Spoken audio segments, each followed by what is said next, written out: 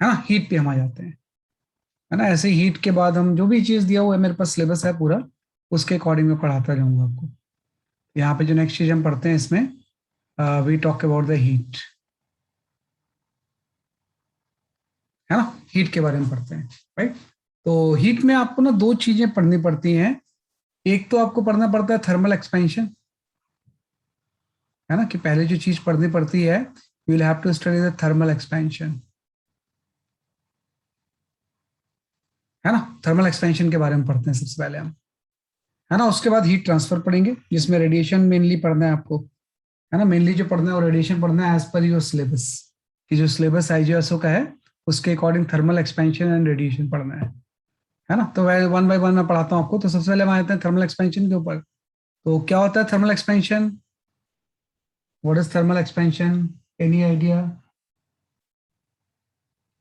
हाँ, जब भी मैटर को हीट करेंगे ना, तो यूजली वो एक्सपैंड होता है, उसी को हम थर्मल एक्सपेंशन बोलते हैं, है ना। कि whenever matter is heated, matter is heated without change in state, without change in state, है ना। Usually it expand, usually it expand, है ना। Phenomena called thermal expansion, called thermal expansion, है ना। तो जब भी किसी चीज को हम हीट अप करते हैं, तो जो वो एक्सपैंड करता है, इसी को हम क्या बोलते हैं बेसिकली, आपका थर्मल एक्सपेंशन। कि टेम्परेचर की वजह से बॉडी क्या कर गई है, बेसिकली आपकी एक्सपैंड कर गई है, राइट। तो ये थर्मल एक्सपेंशन की बेसिक आपकी डेफिनेशन है। तो थर्मल एक्सपेंशन में वन बाय वन अगर देखा जाए ना, तो सबसे पहला जो चीज आ जाता है, we talk about the linear expansion. जो पहली चीज आ जाती है वो क्या होता है बेसिकली, आपका लीनियर एक्सपेंशन, है ना। तो लीनियर एक्सपेंशन जो होता है, this is simply change in length, है ना। कि लीनियर एक्सपेंशन जब भी हम बात करेंगे, वो क्या होता है बेसिकली, आपका चेंज इन लेंथ,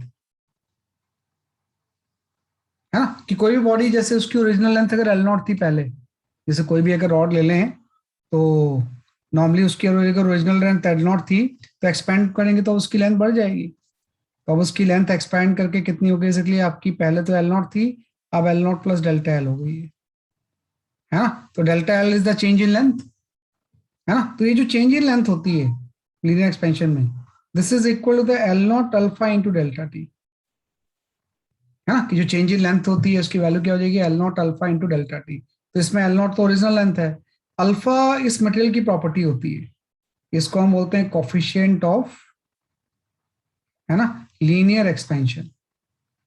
इसको हम क्या बोलते हैं बेसिकली, आपका कोफिशिएंट ऑफ लीनियर एक्सपेंशन, है ना। और डेल्टा टी जो होता है वो इंक्रीज इन टेम्परेचर हो जाएगा। डेल्टा टी जो होगा, that is your increase in temperature, है ना। कि टेम्परेचर में इंक्रीज कितना हो जाएगा, बेसिकली आपका डेल्टा टी हो जाएगा। ये चेंज इन लेंथ आ गया। अगर मैं फाइनल लेंथ लिखना चाहूँ, तो फाइनल लेंथ मतलब L not plus delta L हो जाएगा। और डेल्टा एल की वैल्यू अगर मैं यहाँ पे पुट कर दूं, तो एल नॉट कॉमन आ जाएगा, one plus alpha delta T हो जाएगा, है ना। तो कॉफिशिएंट ऑफ लीनियर एक्सपेंशन आपको दिया होता है कि इस मटेरियल का coefficient of linear expansion basically आपका इतना है। तो जब भी हम लीनियर एक्सपेंशन की बात करते हैं, तो we talk about the change in length, है ना। तो पहली चीज हो गई लीनियर एक्सपेंशन। दूसरा होता है एरियल एक्सपेंशन, एरियल एक्सपेंशन। तो एरियल एक्सपेंशन में भी call talk about the change in area, कि कोई भी अगर 2D बॉडी है, तो उसका एरिया चेंज होगा, तो इसको हम बोलते हैं चेंज इन एरिया। तो इसमें वही चीज है कि जो चेंज इन एरिया होता है delta A, that is equal to the A nought beta into delta T होता है ना। तो डेल्टा टी तो चेंज इन टेम्परेचर है, ए नॉट ओरिजिनल एरिया है, बीटा जो होता है इसको हम बोलते हैं कोफिशिएंट ऑफ एरियल एक्सपेंशन, है ना। कि क्या होता है बेसिकली आपका कोफिशिएंट ऑफ एरियल एक्सपेंशन, है ना। ये भी आपको न्यूमेरिकल्स में दिया होता है कि इस चीज का coefficient of areal expansion basically आपका इतना है। एंड थर्ड आपका आ जाएगा, that is your volume expansion, volume और क्यूबिकल एक्सपेंशन, क्यूबिकल एक्सपेंशन,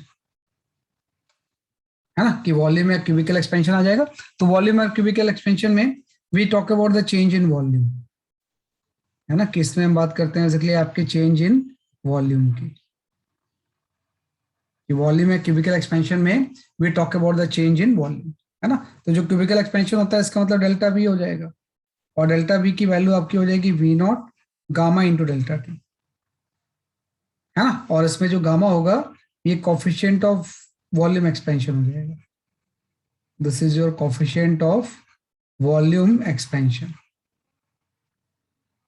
है ना, कि आपका कोफिशिएंट ऑफ वॉल्यूम एक्सपेंशन हो जाएगा आपका ये गामा, है ना। तो V nought gamma delta T हो जाएगा, और गामा क्या हो जाएगा इसलिए आपका कोफिशिएंट ऑफ वॉल्यूम एक्सपेंशन। एक चीज ध्यान रखना कि जैसे लेंथ में एक्सपेंशन तो कोई सॉलिड की प्रॉपर्टी होगी, एरिया में भी सॉलिड की प्रॉपर्टी होगी, लेकिन जो वॉल्यूम है ना तीनों फेज के लिए होता है। तो ज्यादा एक्सपेंड सबसे ज्यादा गैस करती है भाई, सेम टेम्परेचर चेंज में ज्यादा एक्सपेंड क्या करेगी, गैस करेगी। तो गामा अलग अलग होता है इसका, है ना, कि जो coefficient of expansion for gas होता है this is greater than coefficient of expansion for liquid, और ये greater than gamma of solid होता है ना, कि सबसे ज्यादा कोफिशिएंट ऑफ वॉल्यूम एक्सपेंशन किसका होगा, गैस का, फिर लिक्विड का, फिर किसका हो जाएगा इसलिए आपका सॉलिड मीडियम का, है ना। तो ये थोड़ा सा आप वर्ड याद रखना। और एक चीज और भी है कि जो अल्फा बीटा एंड गामा होते हैं इसमें भी रिलेशन होता है।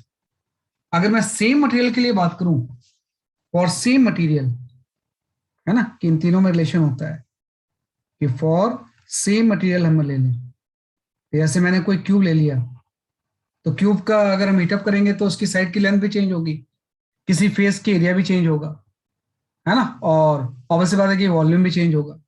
तो सेम मटेरियल के लिए, है ना, कि भाई सेम मटेरियल की अगर हम बात करें तो जो गामा बीटा की वैल्यू होती है वो ट्वाइस ऑफ अल्फा होती है, एंड गामा जो होता है वो थ्राइस ऑफ अल्फा होता है। तो ध्यान रखना है सेम मटेरियल के लिए, किसी भी क्यूब को आपने ले लिया तो उसका जो बीटा होगा वो ट्वाइस ऑफ अल्फा हो जाएगा, और गामा जो हो जाएगा वो थ्राइस अल्फा हो जाएगा, है ना। तो ये थोड़ा सा बेसिक्स हमने डिस्कस कर लिया इसकी, तो आप लिख लो।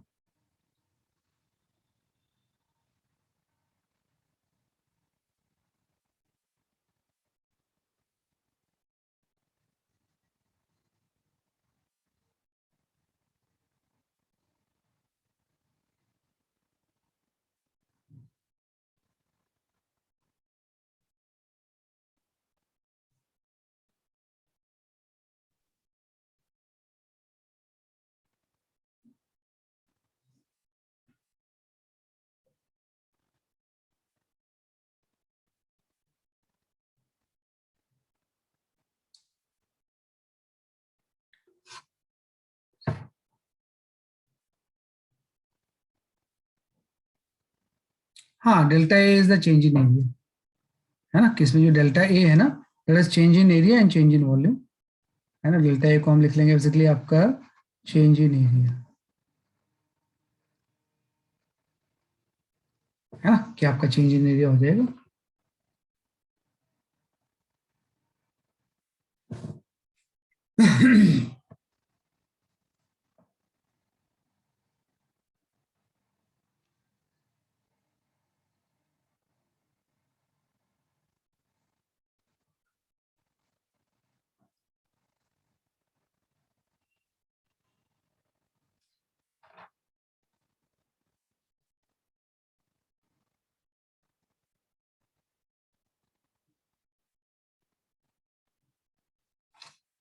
ठीक है, ये आपका गैस था।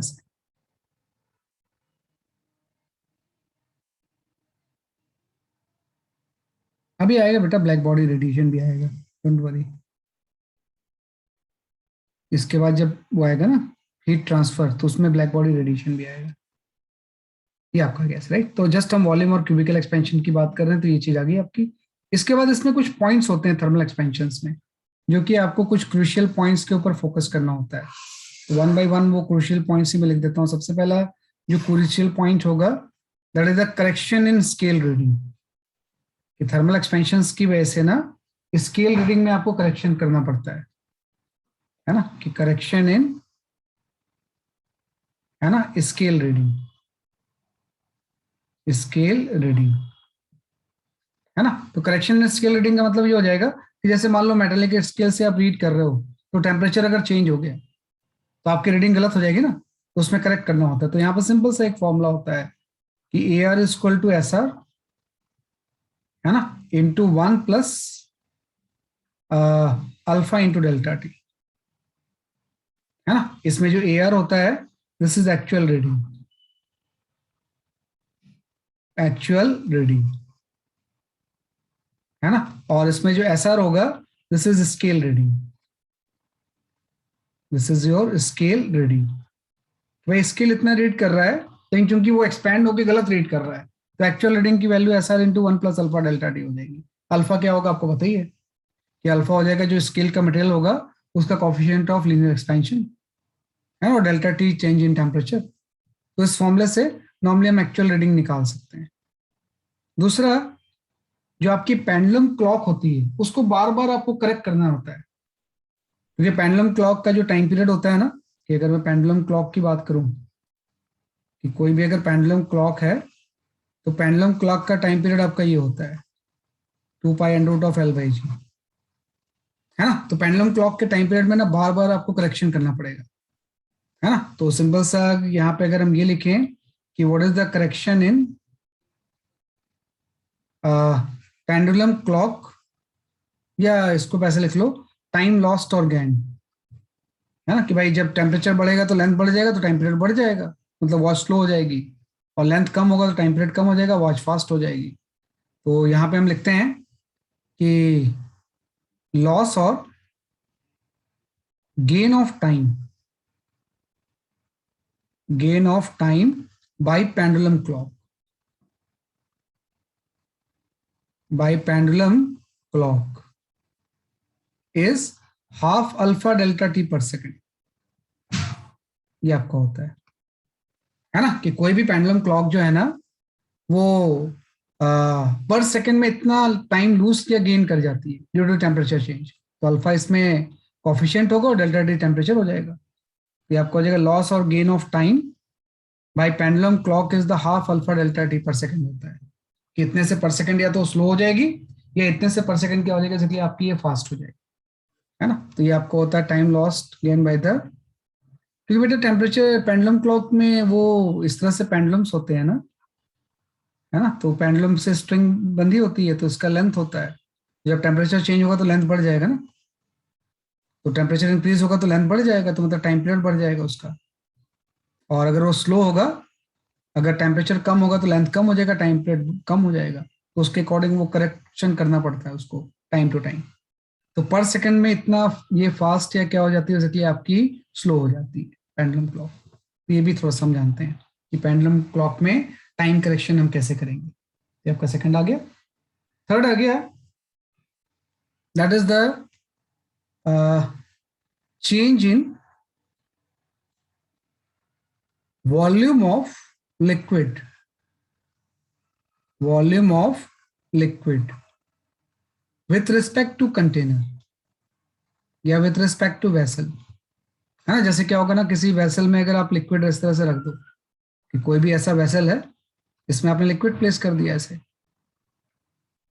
ना, किस तरह से आपने लिक्विड प्लेस कर दिया और इसका टेम्परेचर अगर हम बढ़ाएं, है ना, तो क्या होगा, मान लो आपने इस लेवल तक लिक्विड बढ़ दिया और इसका अगर मैं टेम्परेचर बढ़ाता हूँ तो आपको पता है कि जो सॉलिड होगा वो तो कम एक्सपेंड होगा लेकिन लिक्विड ज्यादा एक्सपेंड हो जाएगा ना, तो मतलब वेसल के रिस्पेक्ट में लिक्विड का वॉल्यूम बढ़ जाएगा। तो उसी को हम बात कर रहे हैं, change in volume of the liquid with respect to vessel. तो मैं अगर यहाँ पे लिखूं कि what is the change in volume of the liquid, तो मैं लिख दूंगा एक्चुअल वॉल्यूम अगर वी नॉट था तो यहाँ पे गामा ऑफ लिक्विड हो जाएगा, है ना, इंटू डेल्टा टी। लेकिन आपको तो एक कंटेनर भी तो एक्सपेंड हो जाएगा, तो अगर मैं change in volume of the solid लिख लूँ या कंटेनर लिख लूँ तो ये आपको हो जाएगा वी नॉट, यहाँ पे गामा ऑफ सॉलिड पुट कर देंगे कि सॉलिड का वॉल्यूम एक्सपेंशन ले लोगे इंटू डेल्टा टी। अब इन दोनों में रिलेटिव कितना हो गया, दोनों का डिफरेंस, है ना, तो इसी को हम बोलते हैं change in the volume with respect to the vessel. तो अगर मैं इसको लिखना चाहूँ तो दोनों को माइनस कर दूंगा, तो यहाँ से वी नॉट तो बाहर आ गया, यहाँ से gamma L minus gamma s आ गया इंटू डेल्टा टी आ गया, हाँ, कि गामा एल माइनस क्या हो गया, इसलिए आपका गामा एस आ गया। यहाँ पे आपका एक गामा एल आ गया, दूसरा क्या आ गया, इसलिए आपका एक यहाँ पे गामा एस आ गया। तो भाई लिक्विड भी एक्सपैंड होगा और सॉलिड भी एक्सपैंड होगा, तो change in volume of the liquid with respect to container की वैल्यू जो होगी वो आपकी हो जाएगी, है ना, that is V naught into gamma L minus gamma S into delta T आ जाएगा आपका ऐसे, है ना। तो ये इस तरह से इसको डिफाइन कर सकते हैं, है ना। तो अब इस बात है कि इसमें ये थोड़ा ध्यान रखना इसमें, इसमें जो गामा एस होगा ये सॉलिड का गामा है, तो सॉलिड के गामा को तो हम ऐसा भी लिख सकते हैं, gamma S equal to thrice of alpha S, है ना। कि जो इसका गामा होगा सॉलिड का वो कंटेनर के अल्फा के 3 टाइम्स के इक्वल होगा, है ना। तो ये भी एक इंपॉर्टेंट चीज होती है कि अगर हम इसको हीट अप करें ना तो वेसल के रिस्पेक्ट में इसका वॉल्यूम बढ़ जाएगा, और जो जितना वॉल्यूम, इसलिए कई बार ओवरफ्लो हो जाती है चीजें, कई बार आपने देखा होगा ना जब आप हीटअप करते हो तो पहले तक तो उसके ब्रिम तक रहती है लिक्विड, हीटअप करोगे तो ओवरफ्लो होना शुरू हो जाता है, क्योंकि लिक्विड ज्यादा एक्सपैंड हो गया, वेसल कम हुआ, तो वेसल के रिस्पेक्ट में वॉल्यूम बाहर निकल जाएगा, तो इसी को हम बोलते हैं change in volume of the liquid with respect to vessel. तो फर्स्ट पॉइंट ये हो गया, सेकंड पॉइंट ये हो गया, थर्ड पॉइंट ये हो गया, इसको पहले लिख लो फिर आगे बढ़ाता हूँ।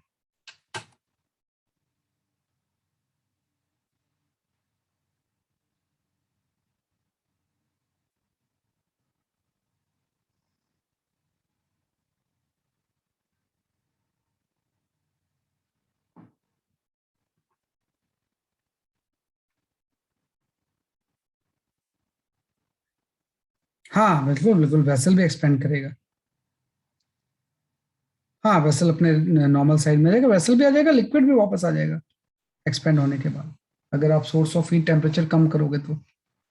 लेकिन हम यूनिफॉर्मली इसको हीटअप कर रहे हैं, है ना, कि हम इसको यूनिफॉर्मली एक्सपेंड कर, भाई वेसल भी एक्सपेंड हुआ है, वही तो मैंने बोला कि ये वेसल का एक्सपेंशन वॉल्यूम चेंज है कि लिक्विड का वॉल्यूम चेंज है, लेकिन लिक्विड ज्यादा एक्सपेंड हुआ है, वेसल कम हो गया, तो डिफरेंस को ही हम बोलते हैं change in volume of liquid with respect to vessel, है ना। किसी को हम बोलते हैं change in volume of the liquid with respect to vessel, so noted, है ना। ये आपका कैसे, ये थर्ड पॉइंट हो गया। ऐसे हम आ जाते हैं पॉइंट नंबर फोर्थ के ऊपर। देखो जो पॉइंट नंबर फोर्थ है उसको हम बोलते हैं expansion of by metallic strip, है ना, कि यहाँ पे फोर्थ पॉइंट आपका आ जाएगा, that is your expansion of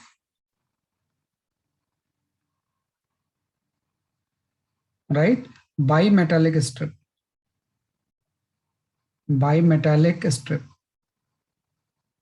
है ना, कि भाई जो बाई मेटालिक स्ट्रिप होगा इसका एक्सपेंशन किस तरह से होगा, है ना। तो बाई मेटालिक स्ट्रिप क्या होता है ना, दो स्ट्रिप को हम ज्वाइन कर देते हैं ऐसे, उसी को हम बोलते हैं बाई मेटालिक स्ट्रिप, इस तरह से दो स्ट्रिप को हम क्या करते हैं, थिन स्ट्रिप को ज्वाइन कर देते हैं, है ना। तो इसको हम बोलते हैं expansion of A by metallic strip, इसके बीच में आपका एक लाइन होगा ऐसे, दो स्ट्रिप्स हैं, है ना। सपोज आपकी एक ब्रास की बनी हुई है और दूसरी स्टील की बनी हुई है ना, कि भाई एक आपका ब्रास की बनी हुई है स्ट्रिप, है ना, और दूसरी स्टील की बनी हुई है ना। एक्चुअली क्या होता है, जो अल्फा ऑफ ब्रास होता है this is greater than alpha of steel, मतलब ब्रास ज्यादा एक्सपेंड करता है, स्टील कम करती है, तो ये रिजिडली कनेक्टेड है, स्लाइड नहीं कर सकते हैं। तो अगर मैं टेम्परेचर इंक्रीज करूंगा तो क्या होना चाहिए, अगर इस बायोमेट्रिक स्ट्रिप का if I increase the temperature, क्या चेंज आना चाहिए, कोई बता सकता है क्या, ये आपस में स्लाइड नहीं कर सकते हैं, है ना। तो स्लाइड नहीं कर सकते तो मतलब, लेकिन लेंथ तो ब्रास का ज्यादा होगा, बढ़ जाएगा, और स्टील का कम बढ़ेगा, तो कैसा शेप में आ जाना चाहिए इसको, ये पूरी चीज, टेम्परेचर अगर इंक्रीज करेंगे तो कोई बता सकता है क्या,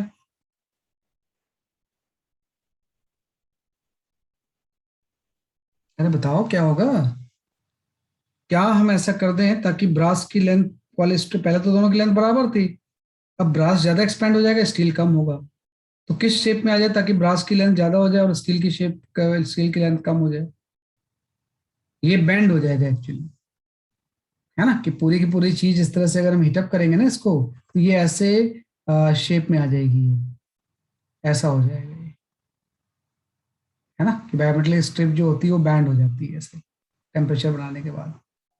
हाँ तो सही है, आप देखो कि अगर ये बैंड हो जाए तो ब्रास की लेंथ तो बढ़ गई ना, और आपकी स्टील की लेंथ जो है वो कम है, ये तो रिक्वायरमेंट है कि भाई जब टेम्परेचर इंक्रीज करेंगे तो ब्रास ज्यादा एक्सपेंड होकर वो बाहर वाले शेप सरफेस पे आ जाएगा, उसकी लेंथ ज्यादा हो गई, और स्टील कम एक्सपेंड होगा तो अंदर आ गया वो, तो जब भी हम बायोमेट्रिक स्ट्रिप का टेम्परेचर बढ़ाएंगे तो वो इस शेप में बेंड हो जाएगा और ब्रास जो होगा वो कॉन्वेक्स साइड पे आ जाएगा। अगर हम टेम्परेचर डिक्रीज करेंगे तो क्या होगा? If we decrease the temperature, bending उल्टी हो जाएगी, क्योंकि जो चीज एक्सपेंड ज्यादा होती है वो कॉन्ट्रैक्ट भी ज्यादा होती है। तो ब्रास ज्यादा कॉन्ट्रैक्ट होगा as compare to the steel, तो इसका जो शेप होगा ना जस्ट रिवर्स हो जाएगा इसका, है ना। जस्ट इसका शेप क्या हो जाएगा, इसलिए आपका रिवर्स हो जाएगा ऐसे, है ना। क्योंकि टेम्परेचर डिक्रीज करेंगे तो ब्रास में डिक्रीज ज्यादा होगा, तो ब्रास आपका कॉन्केव साइड पे आ जाएगा और स्टील जो होगी वो कॉन्वेक्स साइड पे आ जाएगी, है ना। इसी को हम कई बार थर्मोस्टेट में यूज करते हैं, कि थर्मोस्टेट का जो प्रिंसिपल होता है ऑलमोस्ट यही तो होता है ना। कि थर्मोस्टेट का मतलब ये हो गया कि मान लो कोई स्विच यहाँ लगा हुआ है ना, या पहले कनेक्टेड था किसी चीज से ऐसे, तो जब बैंड हो जाएगा तो कनेक्शन हट जाएगा ना, तो वो चीज ऑफ हो जाएगी। तो कई बार आपने देखा होगा ना, एक टेम्परेचर के बाद स्विच ऑफ ऑटोमेटिकली हो जाता है, तो बायोमेट्रिक स्ट्रिप कई बार यूज करते हैं उसमें। पहले मैकेनिकल सिस्टम में बायोमेट्रिक स्ट्रिप करते थे, अब तो बहुत सारे इलेक्ट्रॉनिक डिवाइसेस भी आ गई हैं, है ना। कि भाई टेम्परेचर जैसे बढ़ेगा तो मान लो ये पहले कांटेक्ट में था यहाँ पे कोई चीज ऐसे, जब ये बैंड हो जाएगी तो कांटेक्ट हट जाएगा ना, और फिर से जब उस टेम्प सीधा हो जाएगा फिर से कांटेक्ट में आ जाएगा, तो बार बार ये ऑन ऑफ होते रहता है। तो इसी को हम बोलते हैं expansion of a biometric strip. ये फोर्थ पॉइंट है ना। फिफ्थ पॉइंट जो थर्मल एक्सपेंशन में होता है वो ये होता है, there is the expansion of hole और कैविटी। एक्सपेंशन ऑफ होल और कैविटी, कि भाई कोई भी होल या कैविटी कैसे एक्सपैंड होता है। कारण ना, होल या कैविटी वैसे एक्सपैंड होता है जैसे कि फोटोग्राफ को इनलार्ज होता है। Expansion of hole and cavity में हम ऐसे लिख देंगे कि होल और कैविटी, है ना, एक्सपैंड सच दैट, है ना, कि होल और cavity expands such that it is made of material that surround it, material that surround it, है ना। कि उसी मटेरियल का बना हुआ है जो उसकी चारों तरफ है। जैसे मैं अगर आपसे ऐसा बोलूं, कई बार इस क्वेश्चन में स्टूडेंट गड़बड़ करते हैं, कि जस्ट सपोज ये कोई प्लेट है और प्लेट के अंदर आपने कोई होल कर दिया ऐसे, है ना, किस तरह से इसके अंदर एक होल है ना। तो obvious सी बात है कि जब मैं इसकी लेंथ सपोज एल है, इस प्लेट की साइड लेंथ, और ये वाली लेंथ आपकी विड्थ बी है, और ये रेडियस आपकी आर है, तो जब मैं टेम्परेचर बढ़ाऊंगा तो लेंथ चेंज होगा, लेंथ इंक्रीज होगा, है ना। कि लेंथ विल इंक्रीज, और लेंथ इंक्रीज होकर एल अल्फा डेल्टा टी हो जाएगा। जब टेम्परेचर बढ़ाऊंगा तो विड्थ भी बढ़ेगा, वो विड्थ जो हो जाएगा वो बी अल्फा डेल्टा टी हो जाएगा। What about the radius of the hole? Temperature बढ़ाने पर रेडियस ऑफ द होल क्या होना चाहिए? क्या सोचते हो आप? आंसर तो बताओ यार। कि अगर हम टेम्परेचर increase, बढ़ाएंगे साइड लेंथ बढ़ जाएगी, बी भी बढ़ेगा, what about the radius? so should increase. हाँ, ये भी इंक्रीज होगा, सब चीजें इंक्रीज होती है। ऐसा नहीं कि कोई साइड से ऐसे मटेरियल आके डिक्रीज हो जाएगा। अब इंक्रीज होगा तो किसके हिसाब से इंक्रीज होगा? बीच में तो कुछ है ही नहीं। तो वही लिखा है, expand such that it is made of material that surrounding, जो इसके बाहर में मटेरियल जिसका अल्फा दिया हुआ है आपको, उसी अकॉर्डिंग ये भी इंक्रीज होता है। तो जो चेंज इन रेडियस होगा ये भी आपका हो जाएगा original radius alpha into delta T. और अल्फा होल की लोकेशन पे तो कोई मटेरियल है नहीं, तो आपने बाहर वाला ले लिया है, तो ये भी इंक्रीज होगा। तो जब टेम्परेचर बढ़ाते हैं तो जितनी भी मेजरमेंट होती है सारी बढ़ती है, और टेम्परेचर कम करेंगे तो सारी मेजरमेंट क्या होंगे, एक्जैक्टली आपकी कम होती है ना। ऐसा नहीं कि लेंथ बढ़ गया, विड्थ बढ़ गया और रेडियस कम हो गया, ऐसा नहीं होता है। जो भी चीज होगा वो बढ़ेगा, है ना। कोई भी मेजरमेंट आप करोगे इट विल इंक्रीज, है ना। तो ये फिफ्थ आ गया पॉइंट, इसको आप लिख लो। ये थर्मल एक्सपेंशन के इंपॉर्टेंट पॉइंट है।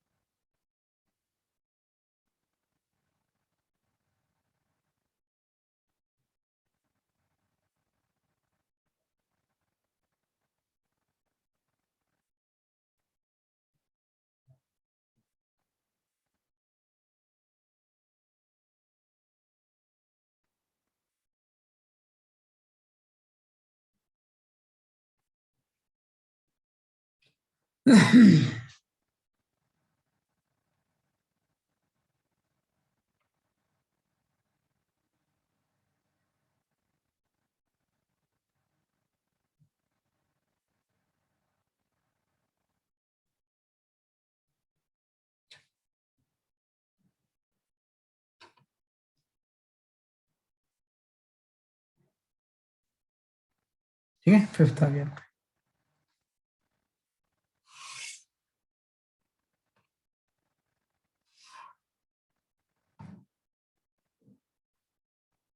Six So can you once show the last page? Show कर रहे हैं।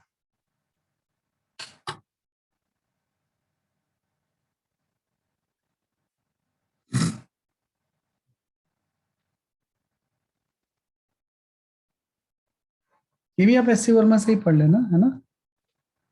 इसमें भी इस एससी वर्मा में अच्छा दिया हुआ है सारा कुछ। तो कौन सा चैप्टर है? ये हीट वाला, ओके सर। हीट वाले पोर्शन पूरा हीट दिया हुआ है ना। लेकिन सिलेक्ट करके पढ़ना बेटा। मतलब बहुत सारी चीजें दी होंगी, वो नहीं पढ़ना है। प्रिसाइजली जो मैं पढ़ा रहा हूँ उससे रिलेटेड पढ़ना खाली, क्योंकि उसमें तो बहुत कुछ दिया हुआ है ना। प्रिसाइजली जो मैं पढ़ा रहा हूँ, हीट एंड थर्मो 12th वाले में दिया होगा। Okay sir. Volume 2 of SC Verma. जैसे मैंने थर्मल एक्सपेंशन पढ़ाया तो थर्मल एक्सपेंशन ही पढ़ो, बाकी चीजें मत पढ़ना सिलेबस के अकॉर्डिंग। ये आपका आगे से। अब सबसे इंपॉर्टेंट चीज होती है, ये तो सब मटेरियल के मैंने बता दिया कि एल्युमिनियम, स्टील, है ना, कोई भी लिक्विड दूसरा ऑयल का एक्सपेंशन इस तरह से होगा। हाँ, जो हीट है वो वॉल्यूम 2 में है ना। सबका एक्सपेंशन बेसिकली आपका जो होगा वो ऐसा होगा, लेकिन एक चीज है जिसका एक्सपेंशन डिफरेंट होता है ना। कौन सा ऐसा मटेरियल है जिसका एक्सपेंशन कुछ डिफरेंट होता है, जो टेम्परेचर इंक्रीज करने पे कॉन्ट्रैक्ट भी हो सकता है? कोई बता सकता है क्या? एक मैटर ऐसा है जो डिफरेंटली बिहेव करता है, अदरवाइज तो क्या है, सारे मैटर, गैसेस, सॉलिड, लिक्विड, अगर आप टेम्परेचर बढ़ाओगे तो वो इंक्रीज होंगे साइज उसका, टेम्परेचर डिक्रीज करोगे तो कॉन्ट्रैक्ट होंगे। लेकिन वाटर जो है, वाटर का बिहेवियर एनॉर्मलस होता है ना। तो ये थोड़ा सावधान रखना कि भाई वाटर का बिहेवियर बेसिकली आपका डिफरेंट कैसा होता है ना। इसी को हम बोलते हैं एनॉर्मलस behaviour of water.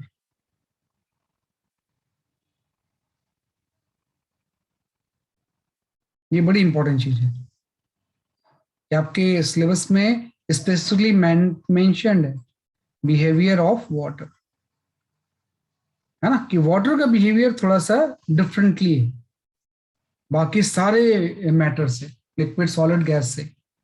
Actually water जो है ना, 0 से 4 डिग्री सेल्सियस के बीच में कॉन्ट्रैक्ट होता है, कि वाटर कॉन्ट्रैक्ट बिटवीन, है ना, 0 degree Celsius to 4 degree Celsius, and above 4 degree Celsius and above 4 degree Celsius it expand. मतलब वाटर जो है ना, ये 0 से 4 डिग्री सेल्सियस के बीच में डिफरेंटली बिहेव करता है, कि अगर आप टेम्परेचर बढ़ाओगे तो वो एक्सपैंड के बजाय कॉन्ट्रैक्ट होता है। मतलब वाटर की डेंसिटी का अगर मैं डायग्राम बनाऊं, डेंसिटी का अगर मैं टेम्परेचर के साथ ग्राफ बनाऊं यहाँ पे ऐसे, है ना, कि डेंसिटी वाई एक्सिस के लॉन्ग ले लूं मैं, कि वाटर की डेंसिटी में ले लेता हूँ, कोई आपकी रो है, that is kg/m³ versus temperature, है ना। तो 0 डिग्री सेल्सियस पे कुछ डेंसिटी होगी, 0 से 4 डिग्री सेल्सियस पे डेंसिटी मैक्सिमम हो जाएगी, ऐसा हो जाएगा। तो वाटर की डेंसिटी 4 डिग्री सेल्सियस पे मैक्सिमम होती है, क्योंकि 0 से 4 डिग्री सेल्सियस पे कॉन्ट्रैक्ट होता है तो डेंसिटी बढ़ती जाती है ना। और ये डेंसिटी जो 4 डिग्री सेल्सियस पे मैक्सिमम होती है, उसके बाद फिर से डेंसिटी कम हो जाएगी जब एक्सपैंड होगा तो। मतलब 4 डिग्री सेल्सियस पे वाटर की जो डेंसिटी होती है वो मैक्सिमम होती है।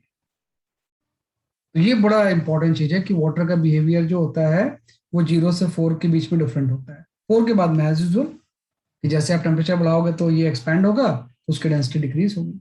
लेकिन ये जरूरी भी है, इसीलिए तो जो आपके नॉर्थ एंड साउथ पोल में मरीन लाइफ जो होती है वो एग्जिस्ट करती है इसी बिहेवियर की वजह से, एनालॉगस बिहेवियर ऑफ वाटर की वैसे ही जो मरीन लाइफ है, एक्वेटिक जो लाइफ होती है वो एग्जिस्ट करती है एक्सट्रीम कोल्ड वेदर में भी, है ना। कि एक्चुअली होता क्या है कि जैसे मैंने बोला कि यहाँ पे सपोज कोई लेक है, तो हम ऐसा बना लेते हैं कि ये कोई लेक है, ऐसा इस तरह से लेक कोई है ना। लेक में सपोज मैं टेम्परेचर ले लेता हूँ कि अभी कोई थोड़ा सा विंटर समर ही चल रहा है, तो इस लेक में वाटर का टेम्परेचर सपोज 6 डिग्री सेल्सियस या 10 डिग्री सेल्सियस है ना। अचानक से क्या हो गया ना, एटमॉस्फेरिक टेम्परेचर कुछ ड्रॉप हुआ, कुछ नेगेटिव पहुंच गया, मैं सपोज आपका -3 डिग्री सेल्सियस हो गया। तो क्या होगा, जब ये टेम्परेचर पहले 10 डिग्री सेल्सियस पे था किसी लेक का, तो 10 डिग्री सेल्सियस से पहले ये जो पहुंचेगा, ये किसी 4 डिग्री सेल्सियस की तरफ आएगा,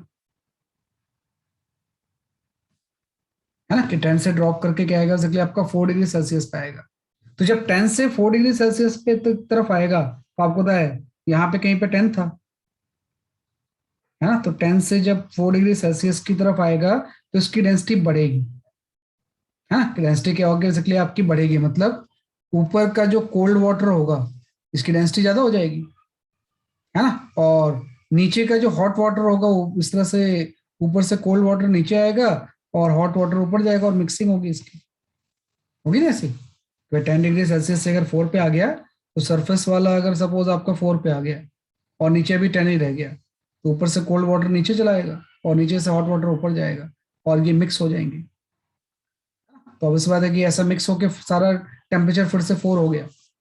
अब प्रॉब्लम यहाँ पे ये आ जाती है कि जब मान लो ये 4 से सपोज आपका 2 डिग्री सेल्सियस की तरफ जाएगा, तो जब 4 से 2 डिग्री सेल्सियस की तरफ जाएगा तो डेंसिटी इसकी कम होती है। मतलब अब वाटर जो होगा ना, वो मान लो ये 4 डिग्री सेल्सियस है और ये अगर 2 डिग्री सेल्सियस हो गया, तो अब ये नीचे नहीं जाएगा, ऊपर ही रहेगा ये, क्योंकि 2 डिग्री सेल्सियस की डेंसिटी तो कम होती है 4 डिग्री सेल्सियस से, तो नीचे कैसे आएगा वो। तो 10 से 4 में तो मिक्सिंग होगी, लेकिन जैसे 4 से 2 की तरफ जाएगा, रिवर्स बिहेवियर हो जाएगा, अब ये वाटर नीचे नहीं जाएगा, तो ये -2 पे आ गया, 2 से 0 डिग्री सेल्सियस पे भी पहुंच जाएगा ये, है ना। 0 डिग्री सेल्सियस पे ऊपर रहेगा तो ऊपर से आइस फॉर्म हो जाएगी, तो मतलब आइस टॉप से फॉर्म होने शुरू हो जाएगी, यहाँ पे आइस की एक लेयर बन जाएगी इससे, तो ऊपर आइस की लेयर बन जाएगी, लेकिन स्टिल जो इसके अंदर का वाटर है वो 4 या 3 डिग्री सेल्सियस पे ही रहता है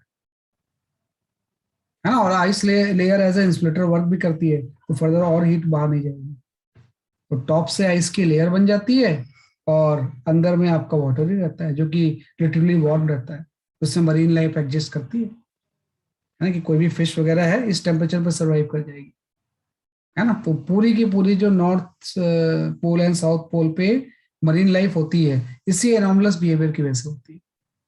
अगर वाटर ऐसा बिहेव नहीं करता फिर क्या होता, मिक्सिंग होती जाती, पूरी लेक एक साथ जम जाती, फ्रीज हो जाता। तो इसमें ऐसा फ्रीज होता ही नहीं, टॉप से फ्रीज हो जाती है, अंदर वाटर 4 डिग्री सेल्सियस पे ही रहता है, और फिर वाटर ये जो आइस की लेयर होती है एज ए इंसुलेटर की तरह वर्क करती है हीट का, है ना। और फिर स्नोफॉल भी हो जाता है, तो और लेयर बन जाती है इसके ऊपर एक ऐसी, और ज्यादा इंसुलेटर हो जाता है ना। तो अंदर में टेम्परेचरली वार्म ही रहती है चीजें, है ना। तो ये थोड़ा सा ध्यान रखना, इसी को हम बोलते हैं anomalous behaviour of water. Sir तो ऐसे तो लाइक ग्राफ से तो ये भी पता चल रहा है कि एक ही प्रेशर दो अलग अलग टेम्परेचर पे भी हो सकता है। एक ही density, yes sir, sir density. हाँ बिल्कुल हो सकता है, बिल्कुल हो सकता है, बिल्कुल हो सकता है। कि भाई एक ही डेंसिटी के लिए कोई यूनिक टेम्परेचर नहीं, दो टेम्परेचर पे सेम डेंसिटी हो सकती है, बिल्कुल सही।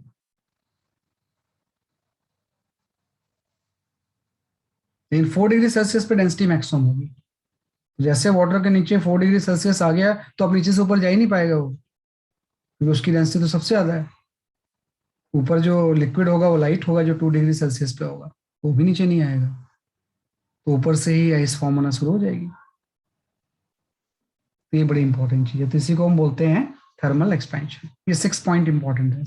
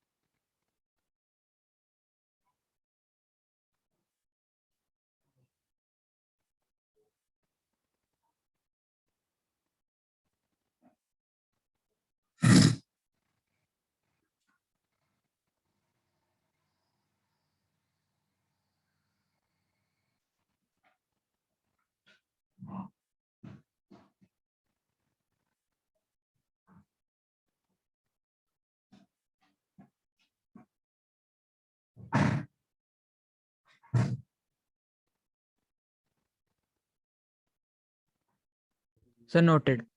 है ना, यहाँ पर यस राइट। ये चीजें तो एक तो आज न्यूमेरिकल में शेयर करता हूँ, पहले उसको सॉल्व कर लो फिर आगे बढ़ते हैं। है ना, इसके ऊपर एक न्यूमेरिकल बार बार एग्जाम में ही आता है, तो उसको थोड़ा दिमाग लगाओ आप।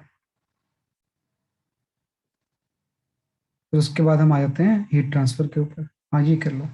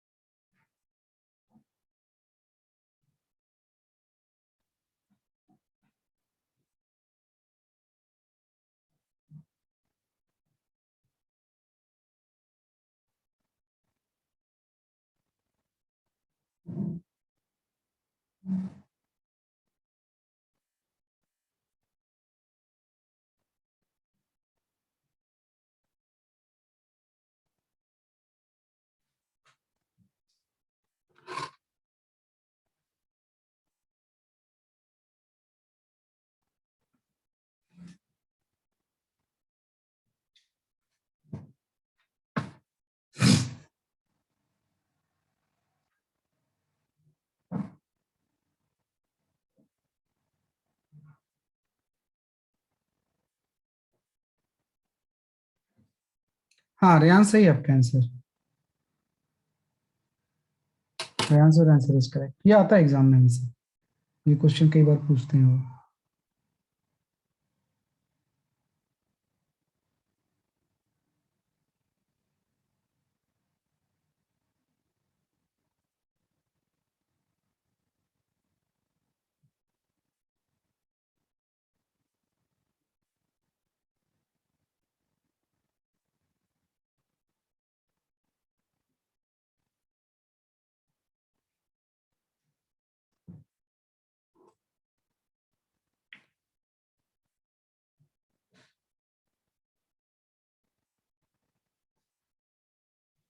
ठीक है, मैं बताता हूँ, देखो क्या होता है।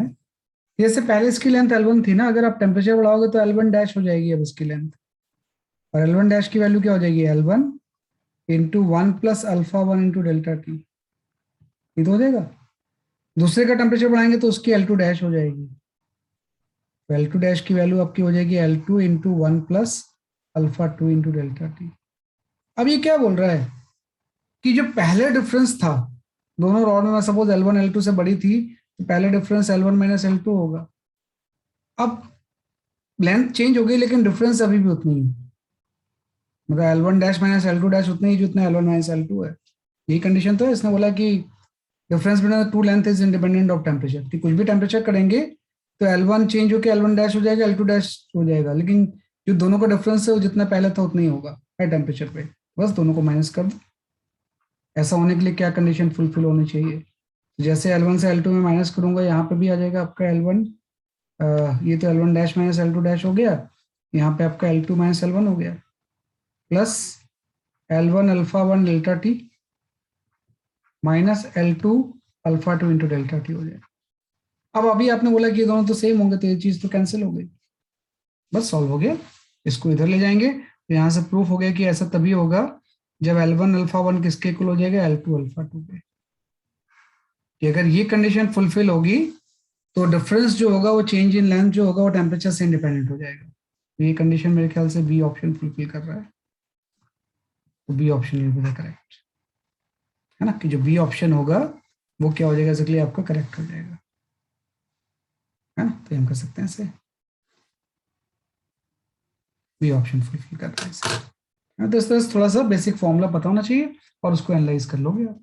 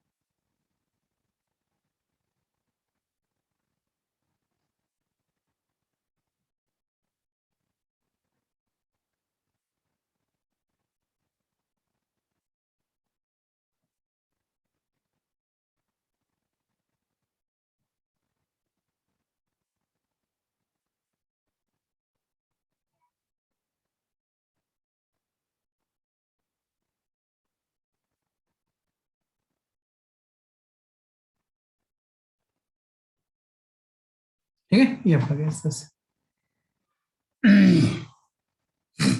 ये हम कर सकते हैं, राइट। अब मैं आ जाता हूँ दूसरे जो हीट का टॉपिक है, that is your heat transfer के ऊपर आ जाते हैं, है ना। I talk about the heat transfer. ये हमने पढ़ लिया एक्सपेंशन, है ना, एक्सपेंशन दिया हुआ था एंड हीट ट्रांसफर दिया हुआ। हीट ट्रांसफर में भी सारे हीट ट्रांसफर नहीं बल्कि सिर्फ रेडिएशन दिया हुआ, रेडिएशन थोड़ी सी क्रिटिकल चीज भी होती है ना। तो हम यहाँ पे जो नेक्स्ट टॉपिक हीट में पढ़ते हैं, we study heat transfer. Heat transfer, तो देखो हीट ट्रांसफर के थ्री मोड्स होते हैं, एक प्लेस से दूसरे प्लेस में हीट जाती है ना। तो अगर मैं मोड ऑफ हीट ट्रांसफर की बात करूं, मोड ऑफ हीट ट्रांसफर, तो पहला मोड जो होता है वो कंडक्शन होता है ना। कि मोड ऑफ हीट ट्रांसफर की अगर हम बात करें तो पहला जो मोड ऑफ हीट ट्रांसफर होता है उसको हम बोलते हैं कंडक्शन।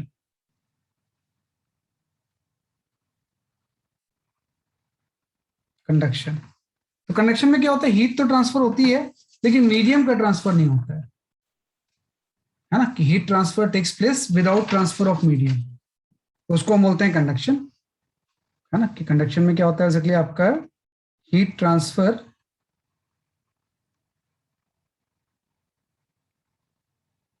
है ना without transfer of medium, transfer of medium, है ना। तो हीट ट्रांसफर भी होता है लेकिन मीडियम का ट्रांसफर नहीं होता। लाइक अगर मैं इस तरह से आपका कोई रॉड ले लूं ऐसे, एक एंड का मैं टेम्परेचर T1 कर दूं, दूसरे एंड का टेम्परेचर मैं T2 कर दूं, and T1 is greater than T2, तो T1 से T2 की तरफ हीट ट्रांसफर होगी। लेकिन कोई रॉड थोड़ी कहीं जा रहा है, रॉड तो वहीं पे है, तो मीडियम वहीं पे रहता है, उसके थ्रू हीट ट्रांसफर होती है, उसको हम क्या बोलते हैं, कंडक्शन, है ना। सेकंड होता है, उसको we call as a convection, है ना, कि कन्वेक्शन। तो कन्वेक्शन में क्या होता है, हीट ट्रांसफर मीडियम दोनों ट्रांसफर होते हैं, heat and medium both transfer.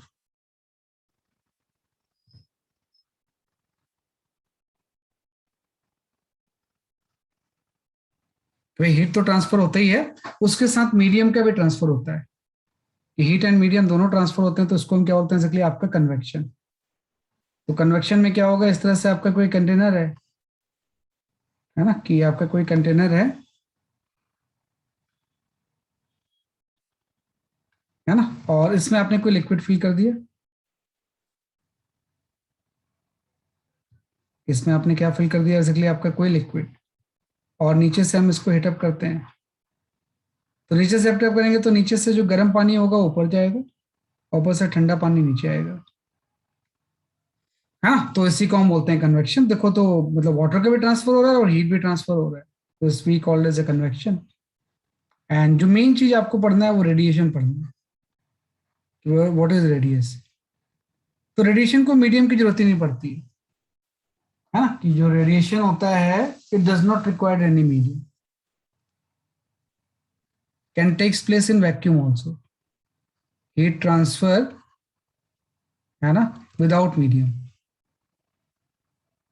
Without medium is called the radiation. Mainly आपको यही पढ़ना है ना, कि भाई मीडियम ना भी हो तो हीट ट्रांसफर हो सकता है, इसी को हम बोलते हैं बेसिकली आपका रेडिएशन। तो कंडक्शन, कन्वेक्शन एंड रेडिएशन, है ना। देखो एक बड़ा अच्छा एग्जांपल मैंने देखा था, जैसे कहीं पे इस तरह से अगर फायर हो रही है ऐसे, है ना, तो यहाँ पे तीनों एग्जांपल हो सकते हैं कि इस तरह से फायर हो रही है आपकी, है ना।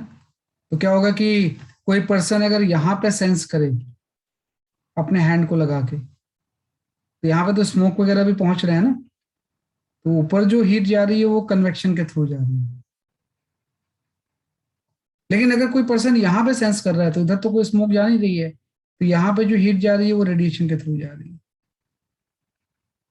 वही साइड में भी आपको हीट सेंस करोगे ना, तो यहाँ तो स्मोक जा नहीं रहा है, ऊपर तो समझ में आ रहा है कि स्मोक भी मूव कर रहा है ऊपर में, तो मीडियम जा रहा है तो वो कन्वेक्शन हो गया, इधर साइड में रेडिएशन के थ्रू होता है।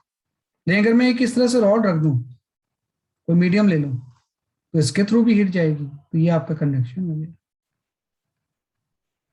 है ना। तो ऊपर में कन्वेक्शन, क्योंकि स्मोक सब चीजें ट्रांसफर हो रही है, साइड में कोई मीडियम है ही नहीं, तो रेडिएशन आ गया। और मीडियम के थ्रू जब जाता है विदाउट मीडियम ट्रांसफर के, तो उसको हम कंडक्शन बोलते हैं। तो कंडक्शन, कन्वेक्शन एंड रेडिएशन, ज्यादातर आपको रेडिएशन के बारे में पढ़ना है ना, कि ज्यादातर आपको किसके बारे में पढ़ना है, बेसिकली आपके रेडिएशन के बारे में। सर बताओ। सर सन से भी रेडिएशन से हीट ट्रांसफर होती है हाँ ना। हाँ बिल्कुल बिल्कुल, बीच में बहुत जगह मीडियम नहीं है, तो रेडिएशन के थ्रू हीट मिलता है हमें, ओके सर। है? हाँ, कंडक्शन लिक्विड में भी प्लेस कर हो सकता है, लिक्विड में भी कंडक्शन हो सकता है। तो लिक्विड में दोनों चीजें होती हैं एक्चुअली, कन्वेक्शन भी होता है, कंडक्शन भी होता है, कंडक्शन के थ्रू भी हीट ट्रांसफर हो सकता है।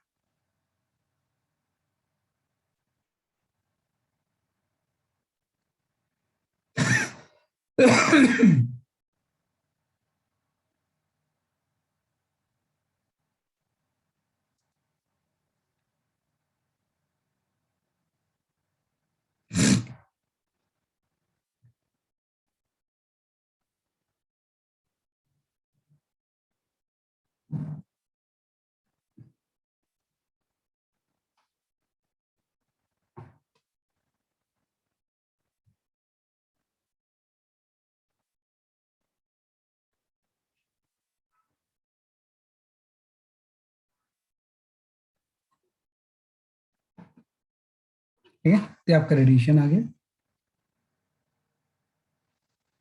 है ना। अब मेन आ जाते हैं जो आपको पढ़ना है, जो सिलेबस में आपके है, that is your radiation, main चीज है। है ना, कि मेन जो चीज होती है रेडिएशन पढ़ना है अपने। बाकी तो जस्ट मैंने डेफिनेशन बता दी है रेडिएशन, है ना। तो रेडिएशन होता है process of transferring energy via electromagnetic radiation is called the radiation. The process of transferring energy,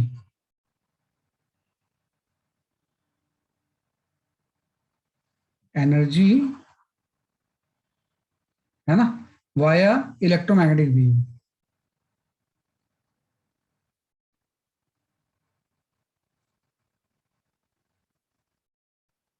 wave is called radiation,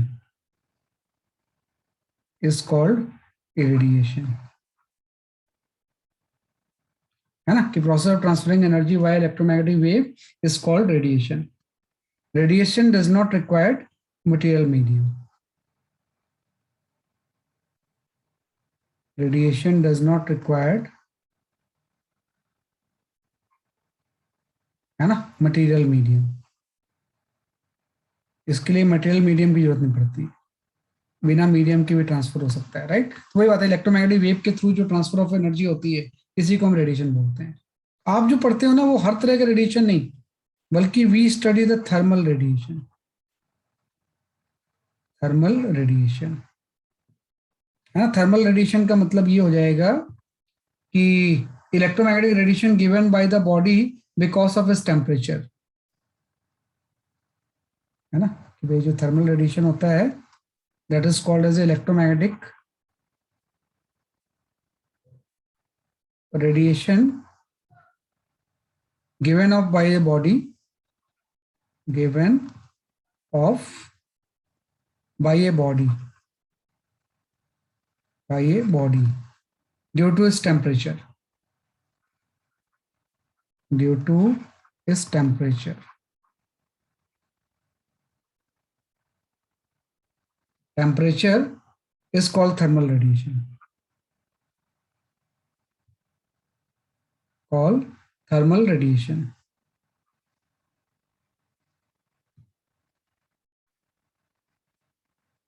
है ना, कि इलेक्ट्रोमैग्नेटिक रेडिएशन जो बॉडी की होती है उसके टेम्परेचर की वजह से इसी को हम थर्मल रेडिएशन बोलते हैं, है ना। तो जो थर्मल रेडिएशन होगा, है ना, तो थर्मल रेडिएशन में ही आपको पढ़ना होता है। तो कुछ टर्म हम यहाँ पे डिफाइन करते हैं। तो पहला टर्म होता है we called as absorptive power. भाई किसी बॉडी की एब्जॉर्प्टिव पावर क्या होगी,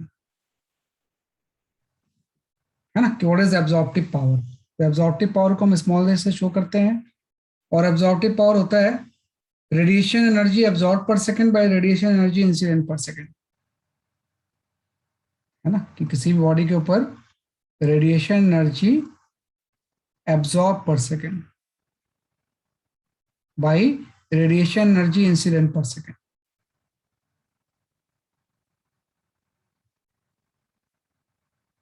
एनर्जी इंसिडेंट पर सेकंड, इसका जो रेशियो होता है we called as absorptive power. तो आपको पता है ब्लैक बॉडी का एब्जॉर्प्टिव पावर क्या हो जाएगा, 1। एब्जॉर्प्टिव पावर अगर मैं 1 ले रहा हूं तो एब्जॉर्प्टिव पावर 1 जो होगा उससे ब्लैक बॉडी का हो जाएगा, तो ब्लैक बॉडी का एब्जॉर्प्टिव पावर क्या हो जाएगा, इसलिए आपका 1 हो जाएगा। तो एब्जॉर्प्टिव पावर होता है radiation energy absorb per second by radiation energy incident per second, और ब्लैक बॉडी का जो एब्जॉर्प्टिव पावर होगा इसकी वैल्यू क्या हो जाएगी, 1 हो जाएगी। ये तो एब्जॉर्प्टिव पावर आ गया। बाकी किसी बॉडी का एब्जॉर्प्टिव पावर 1 से कम होगा। ब्लैक बॉडी का क्या प्रॉपर्टी होती है, पूरी चीज को एब्जॉर्ब कर लेता है ना। तो जैसे एब्जॉर्प्टिव पावर आ गया ऐसे ही आपका एक टर्म आ जाता है इमिसिव पावर, इमिसिव पावर, है ना। तो जो इमिसिव पावर होता है this is the radiation energy emitted, radiation energy emitted पर यूनिट एरिया पर सेकेंड। हाँ बिल्कुल सही, बिल्कुल सही है, सही बोल रहे हो आप, निहारिका आपका कहना सही है। रेडिएशन एनर्जी इमिटेड पर यूनिट एरिया पर सेकेंड, एरिया पर सेकेंड, इसको हम इमिसिव पावर बोलते हैं। तो इमिसिव पावर की जो यूनिट होगी वो क्या हो जाएगी, radiation energy emitted per second तो आपका हो जाएगा वॉट पर यूनिट एरिया, तो इसकी यूनिट होती है वॉट पर मीटर स्क्वायर, है ना। और इमिसिव पावर के लिए जो सिंबल हम यूज करते हैं, इसके लिए मैंने ए यूज किया, इसके लिए ई यूज करते हैं, है ना। तो ये तो इमिसिव पावर है टोटल रेडिएशन के लिए। यहाँ पे एक बहुत इंपॉर्टेंट टर्म यूज होता है, उसको हम बोलते हैं spectral emissive power. Spectral emissive power, है ना, ये टर्म है, दो चार थोड़े से आपको आने चाहिए। स्पेक्ट्रल इमिसिव पावर, तो स्पेक्ट्रल इमिसिव पावर ये होता है radiation energy unit emitted per second per unit area.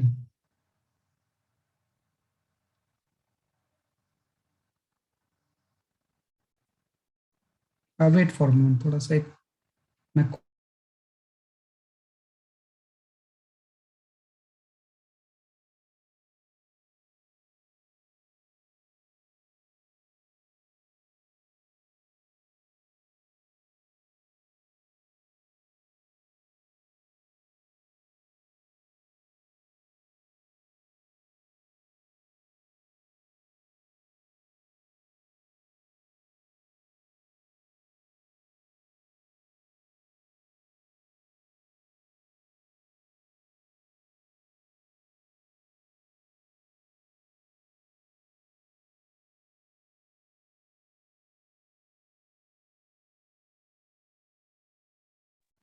है ना। तो ये आपका स्पेक्ट्रल इमिसिव पावर हो गया। तो स्पेक्ट्रल इमिसिव पावर जो होता है वो ये आपका ये होता है रेडिएशन एनर्जी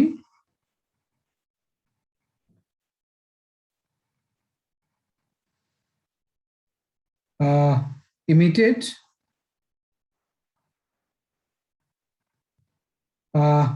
पर सेकेंड पर यूनिट एरिया, बाकी तो सेम है, पर unit area lie in a wavelength range, in a wavelength range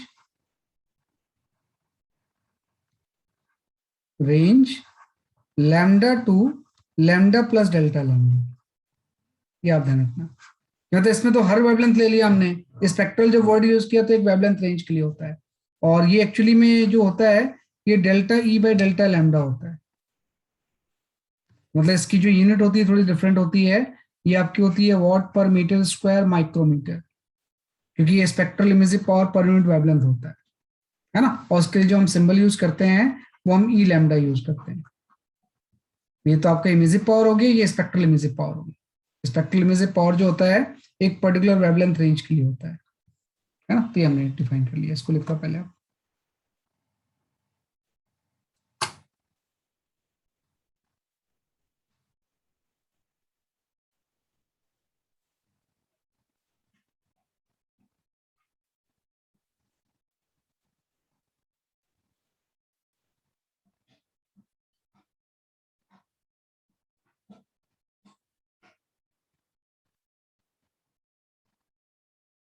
है ना कि भाई spectral emissive power per unit wavelength होता है।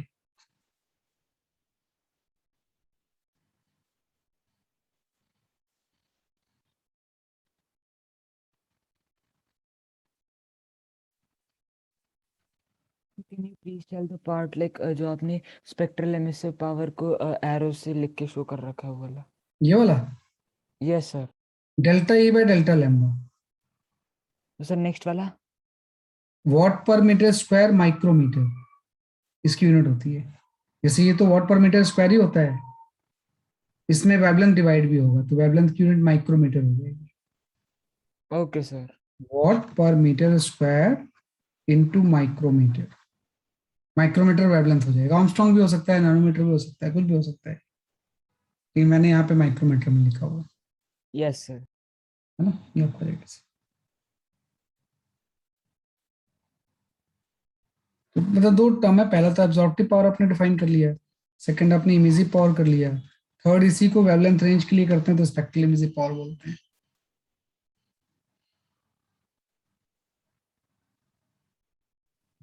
सर आपने वो जो लिखा है कि lambda two lambda plus delta lambda, वो क्या है?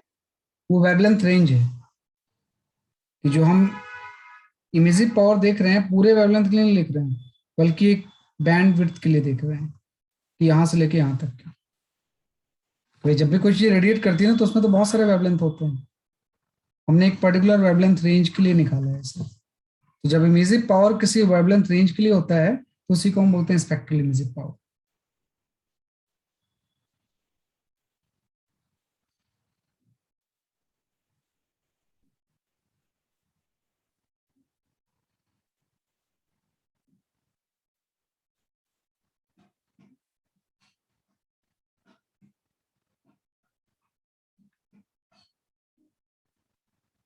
ठीक है, ये आपका बस एक डेफिनेशन और होता है, वी कॉल एज ए इमेजिविटी, है ना, कि यहाँ पे हम बोलते हैं इसको वैसे कि उस टर्म को इमेजिविटी, है ना। जैसे गुड जो ब्लैक बॉडी अगर अच्छा एब्जॉर्ब कर रहा है तो रेडिएट भी अच्छा करता है ना। आप ध्यान रखना हमेशा जो होता है ना कि भाई जो है गुड जो आपका एब्जॉर्बर है वो गुड रेडिएटर भी होता है ना, कि अगर ब्लैक बॉडी एब्जॉर्ब ज्यादा कर रहा है तो जब उसका टेम्परेचर बढ़ाएंगे तो रेडिएट भी ज्यादा करेगा वो, है ना। सबसे ज्यादा रेडिएशन भी ब्लैक बॉडी से ही होता है, तो हम यहाँ पे वर्ड यूज करते हैं।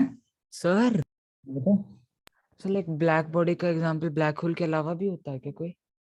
नहीं, ब्लैक होल ही यूज करते हैं हम इसमें, अदरवाइज थोड़ा सा अप्रोक्सीमेटली हम कहीं बनाते हैं लैब में, है ना। लैब में भी अप्रोक्सीमेटली बना लेते हैं इसे, ओके सर। रिफ्लेक्शन होके एब्जॉर्ब हो जाता है वो,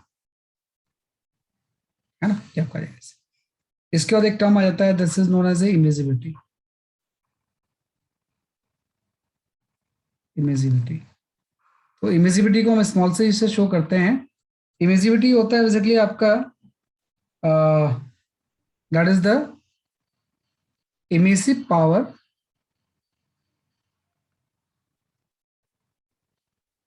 of a body, right, with respect to black body,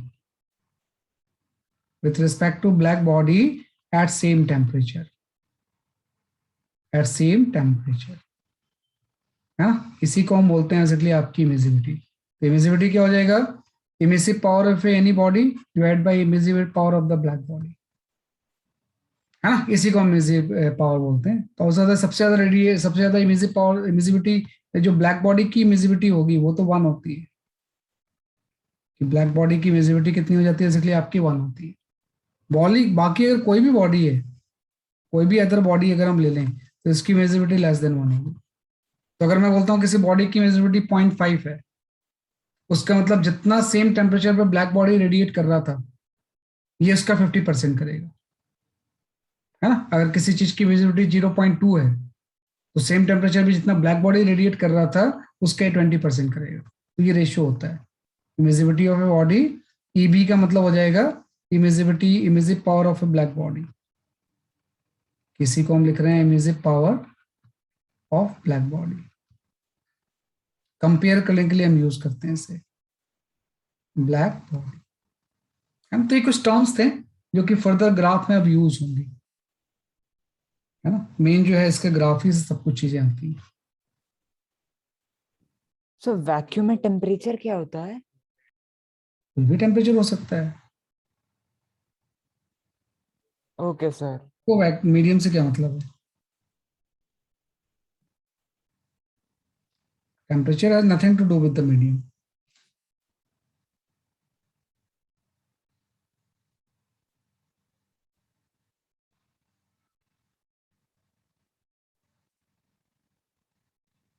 दोनों चीजें एक ही है बेटा, black body and perfectly black body एक ही चीज होती है दोनों।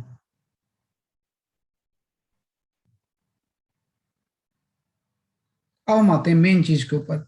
ये टर्म जानने के बाद में एक बहुत अच्छा एक्सपेरिमेंट हो गया, that is the spectrum of thermal radiation of A black body. Spectrum of thermal radiation,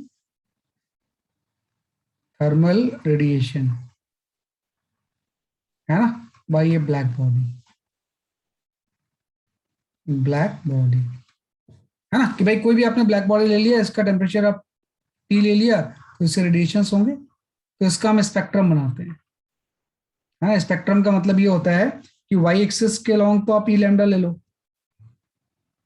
है ना, कि वाई एक्सिस के अलॉन्ग हम क्या ले लेंगे बेसिकली आपका ई लैम्डा, और एक्स एक्सिस के अलॉन्ग वेवलेंथ, कि वाई एक्सिस के अलॉन्ग आपने ई लैम्डा ले लिया और एक्स एक्सिस के अलॉन्ग आपने वेवलेंथ ले ली, है ना। ई लैम्डा की जो यूनिट होगी ये आपकी हो जाएगी वॉट सेंटीमीटर स्क्वायर माइक्रोमीटर, और वेवलेंथ हमने माइक्रोमीटर में ले लिया,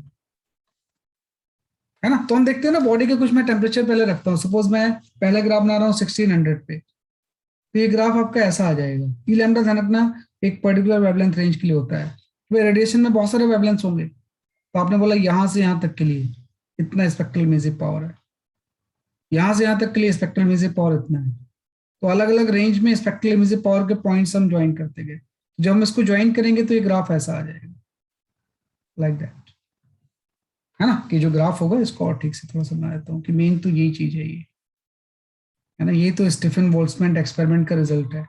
this is the result of Stephen Boltzmann experiment, Boltzmann experiment, है ना। तो ये ग्राफ जो होगा, मान लो 1600 केल्विन बना रहा हूं, तो ये ग्राफ आपका ऐसा आता है। तो मतलब ये हो गया कि जैसे जैसे वेवलेंथ चेंज होगा स्पेक्ट्रल इमिसिव पावर चेंज होता जाएगा, एक पर्टिकुलर वेवलेंथ रेंज का ना स्पेक्ट्रल इमिसिव पावर मैक्सिमम होता है ना, कि एक पर्टिकुलर वेवलेंथ रेंज का स्पेक्ट्रल इमिसिव पावर क्या हो जाएगा, इसलिए आपका मैक्सिमम होता है ना। इसको सपोज मैं लैम्डा एम ले लेता हूँ, इसका स्पेक्ट्रल इमिसिव पावर मैक्सिमम होता है, उसी कलर की तो बॉडी दिखाई देती है आपको, है ना। जैसे किसी चीज को अगर हम हीटअप कर रहे हैं और वो रेड दिखाई दे रही है ना, इसलिए क्योंकि रेड के स्पेक्ट्रल इमिसिव पावर मैक्सिमम है, रेड का स्पेक्ट्रल इमिसिव पावर क्या है, बेसिकली आपका मैक्सिमम है ना, तो रेड डोमिनेट कर रहा है। अब मैं क्या करता हूँ ना, जैसे मैंने बोला कि इस पे स्पेक्ट्रल इमिसिव पावर मैक्सिमम हो गई, अब मैं टेम्परेचर 1600 से सपोज आपका 1800 कर देता हूँ, तो ग्राफ में थोड़े से चेंजेस आते हैं। एक तो इसका एरिया बढ़ जाता है, और दूसरा ये जो पीक है ना वो लेफ्ट शिफ्ट हो जाता है। जैसे पहला तो ग्राफ आपने बनाया था 1600 पे, है ना, कि पहला ग्राफ आपने जो बनाया था वो 1600 पे बनाया था, अब मैं ग्राफ बना रहा हूँ बेसिकली आपके 1800 पे, तो 1800 पे ग्राफ आपका नेचर आपका ऐसा हो जाएगा, ये 1600 1800 केल्विन बन गया, फिर 2000 कर दिया तो 2000 करेंगे तो और ऐसा हो जाएगा, फिर आपने 2200 कर दिया तो और ऐसा हो गया, ऐसा ग्राफ आ जाता है। मतलब ये जो पीक है ना वो लेफ्टवर्ड शिफ्ट होते जा रहा है कम वेवलेंथ की तरफ, हाँ। तो जैसे जैसे बॉडी को हीटअप करेंगे ना उसका कलर कम वेवलेंथ की तरफ चेंज होते रहता है ना। कम वेवलेंथ की तरफ क्या होता है बेसिकली आपका चेंज होता है। इसी के बेसिस पे there is a two laws, 1800 है, ये आपका 2000 ले लो केल्विन, ये आपका 2200 केल्विन। एक तो ग्राफ लेफ्टवर्ड शिफ्ट हो रहा है, दूसरा इसका एरिया बढ़ रहा है, तो इसी के बेसिस पे दो लॉ आते हैं जो कि आपको जानना है, इसको लिख लो बस।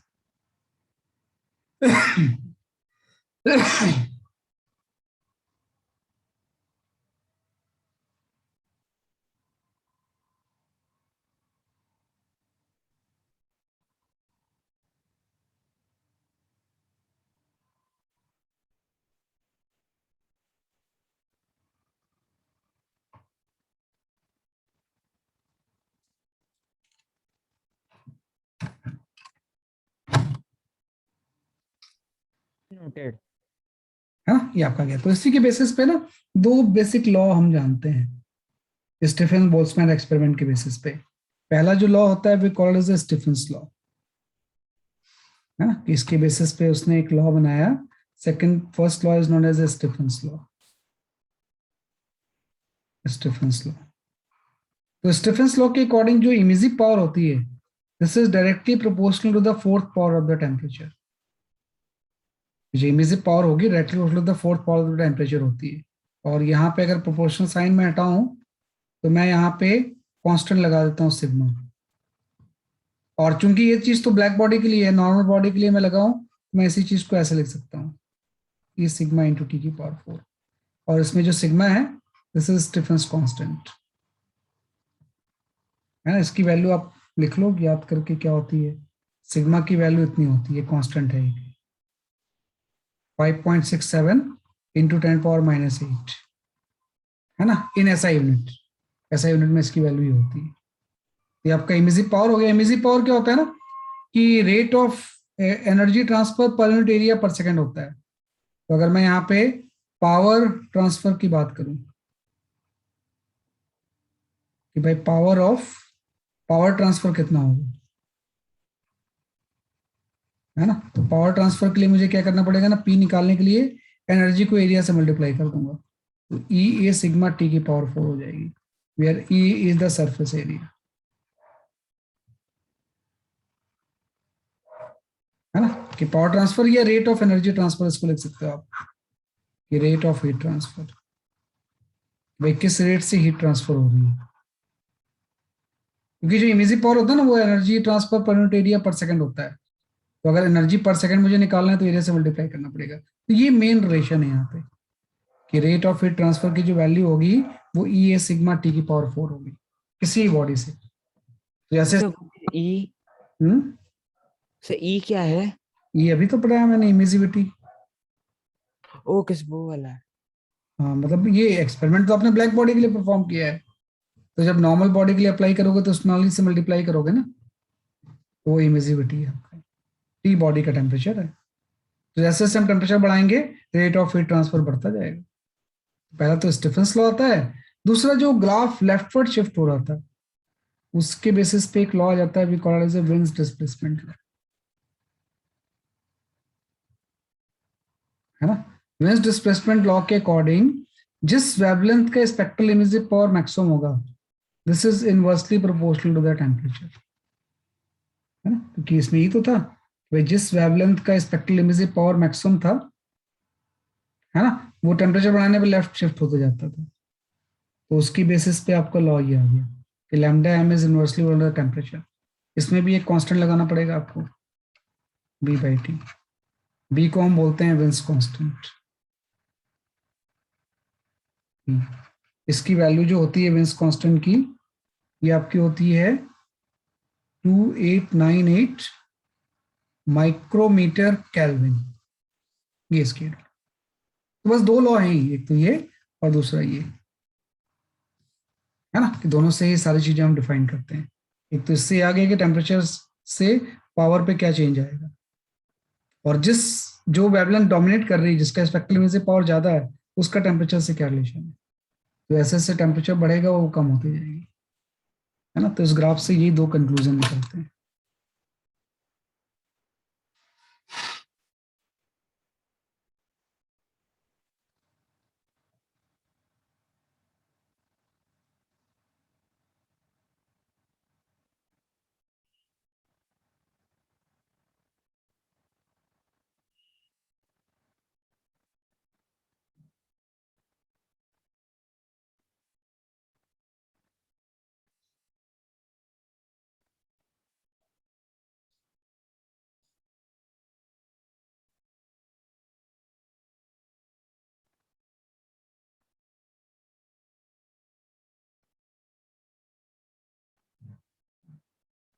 नोटेड। है ना, क्या आपको ऐसा, ठीक है ना।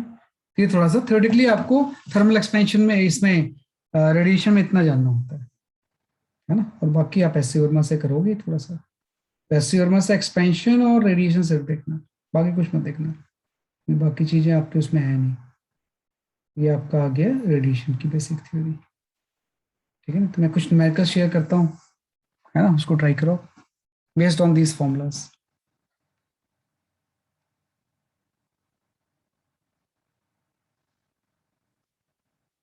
तो कर चुके हैं, हाँ ये कर लो जरा सा।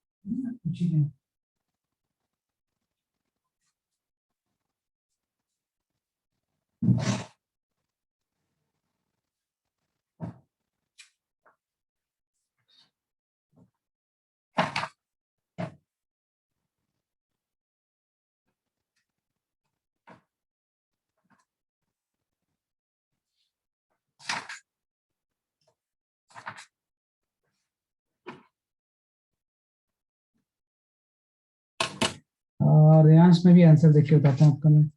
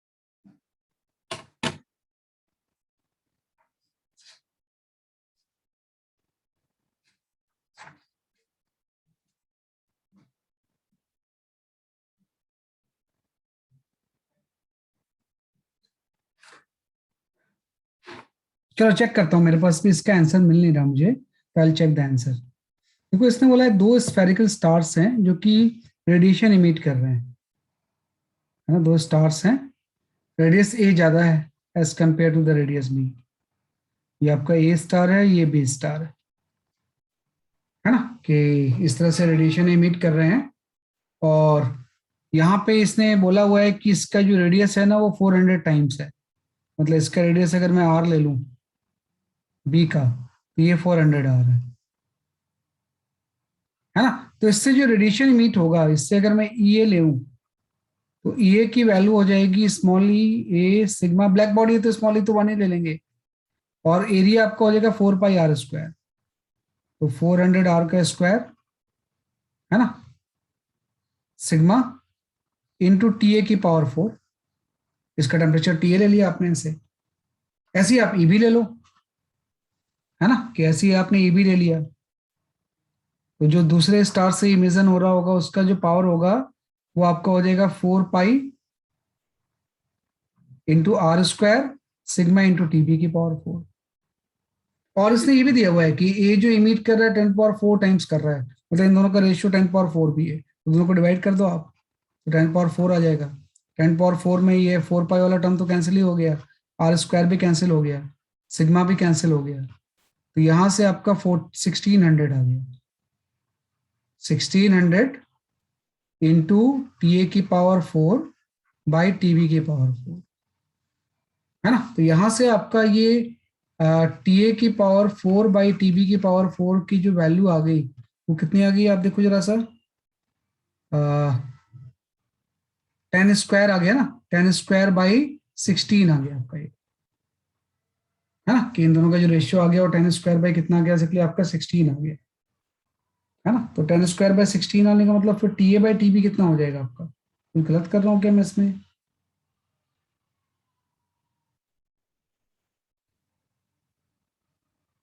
हम्म,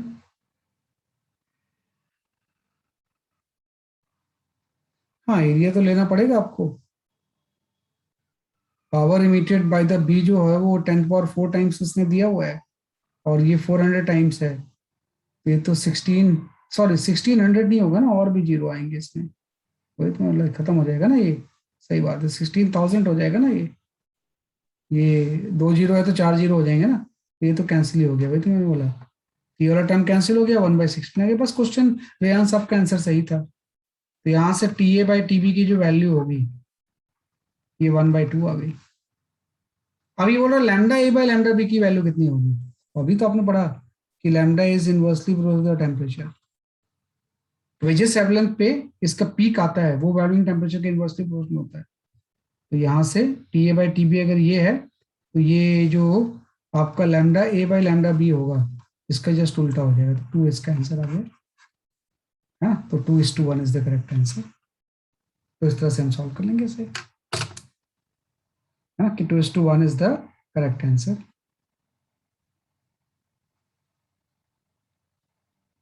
सही बताया आपने। तो 2:1 इज द करेक्ट आंसर। तो ये थोड़ा सा मिक्स करना है दोनों लोगों को आपको। चलो एक आध क्वेश्चन और देखते हैं फिर खत्म करते हैं। इतना आपको आ गया तो फिर आप कर लोगे, बाकी ऐसे वर्मा आप पढ़ोगे ही। इसको और ऐसे वर्मा कंबाइन कर लोगे तो आपको सारी चीजें आ जाएंगी, है ना। बाकी क्वेश्चन देखता हूँ मैं जरा सा।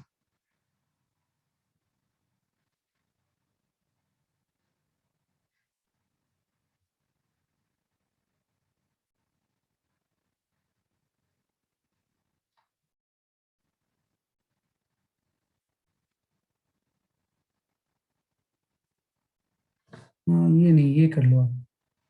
You can go for this question.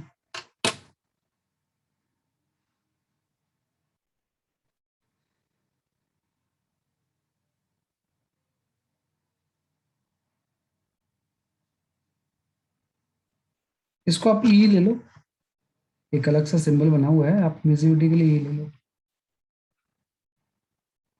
Option में भी ई कर लो इसे।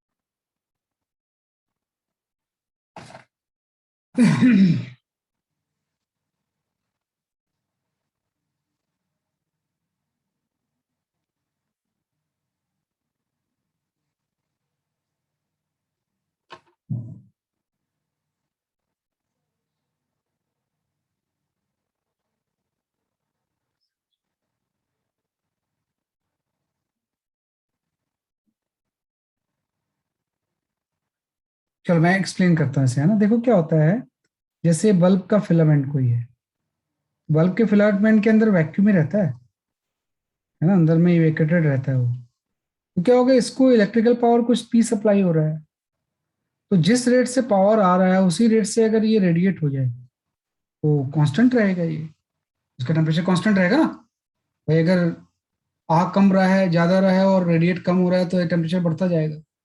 तो इसने बोला study temperature of the filament, का मतलब ये है कि जिस रेट से इलेक्ट्रिकल पावर सप्लाई हो रही है उसी रेट से पावर रेडिएट होगा। तो सिंपल सा आपका ये आ गया कि P equal to power of radiation.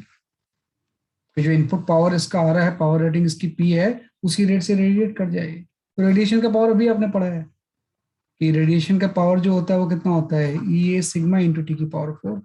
बस क्वेश्चन सॉल्व हो गया। तो P equal to P of radiation हो जाएगा। तो इमिसिविटी A है, एरिया A इसने दिया हुआ है, सिग्मा कांस्टेंट होता है, T की पावर 4 हो गया। तो T की पावर 4 की वैल्यू आपकी ये आ गई, है ना। मतलब टेम्परेचर की वैल्यू क्या आ जाएगी, 1/4 पावर हो जाएगा ना। तो P A सिग्मा इंटू 1/4 आ गया, means D option is the correct. ऐसे ही कर लेना आपने, बस एक ही फॉर्मूला याद रखना है भाई, दो ही फॉर्मूला है ही। एक तो ये पावर वाला फॉर्मूला, किस रेट से यहाँ से रेडिएशन हो रहा है, एनर्जी किस रेट से बाहर जा रही है, और दूसरा ये वाला wins displacement law, D by T. इसी दोनों से सॉल्व करते हैं रेडिएशन के क्वेश्चंस, है ना। तो आपका इसको लिख लो।